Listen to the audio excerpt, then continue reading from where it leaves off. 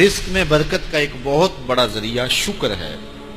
ارشاد فرمایا لَإِن شَكَرْتُمْ لَأَزِيدَنَّكُمْ، اگر تم شکر کرو گے وہ تمہیں اور زیادہ عطا کرے گا، اور اگر تم شکر نہیں کرو گے وَلَئِن كَفَرْتُمْ، کفران نعمت کرو گے، إِنَّ عَذَابِي لَشَدِيدٌ، تو پھر میرا عذاب بڑا سخت ہے۔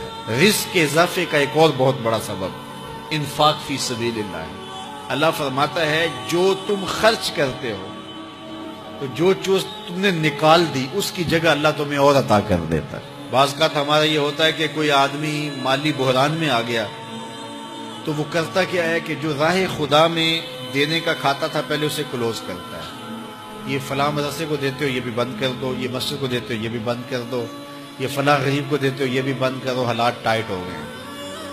لیکن 5 گاڑیاں ہیں تو 2 گاڑیوں پہ گزارا کر لیا جائے، پیٹرول بچے، یہ نہیں ہو سکتا۔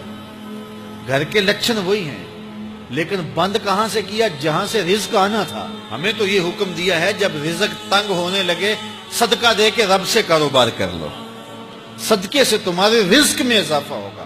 یہ رب کا وعدہ ہے اور اللہ کے وعدے جھوٹے نہیں ہو سکتے۔ رزق کی برکت کا ایک اور بہت بڑا ذریعہ النکاح ہے۔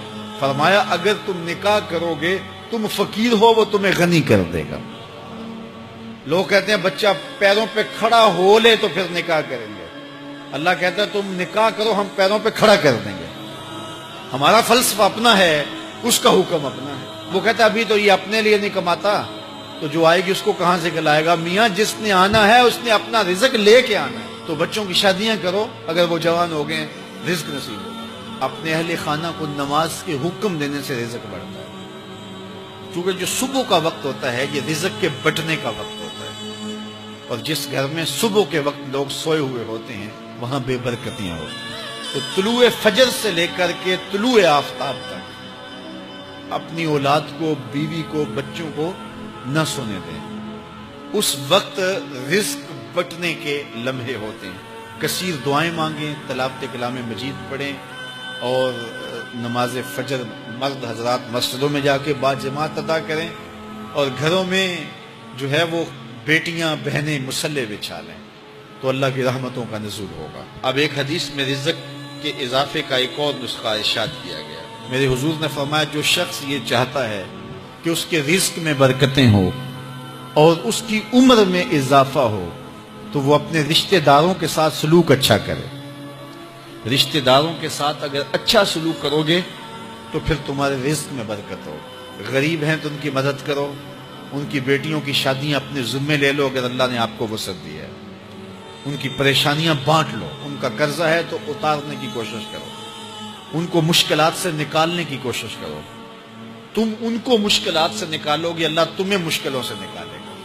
تمہارے رزق میں بھی برکتیں ہوگی اور تمہارے مال میں بھی برکتیں ہوں۔ فرمایا بہتر صدقہ وہ ہے جو ناراض غریب رشتہ دار کو دیا جائے۔ اگر وہ پھنس گیا ہے، مجبور ہے، ناراض ہے تو اس کو اگر دیں گے تمہارا نفس اس میں شامل نہیں ہوگا، تو یہ افضل صدقہ ہے جو ہر صورت میں قبول ہی قبول ہے۔ رزق کے اضافے کا ایک اور سبب الاحسان الی الضعفاء، جو کمزور لوگ ہیں ان کے ساتھ اس نے سلوک کرنا۔ الانفاق علی طلبۃ العلم، طالب علموں پہ خرچ کرنا، یہ بھی رزق میں اضافے کا سبب اور ذریعہ ہے۔ وہ حضرت بابا فرید نے کہا نا 6واں رکن دین کا روٹی ہے۔ گھر میں کچھ نہ ہو تو پھر نہ نماز اور نہ ہی دیگر امور کی لذت آتی ہے، تو یہ رزق فراواں اور وسیع اور مبارک نصیب کر دے اللہ۔ تو اس کے لیے ایک اور وظیفہ میں دیتا ہوں، اور وہ یہ کہ مغرب کے بعد 21 مرتبہ سورۃ الکوثر پڑھ لیں، کثرت ہو جائے گی انشاءاللہ۔ اول خدوشی پڑھ لیں، 5-7 منٹ لگتے ہوں گے، تو سورہ کوثر 21 مرتبہ روزانہ مغرب کی نماز کے بعد پڑھیں۔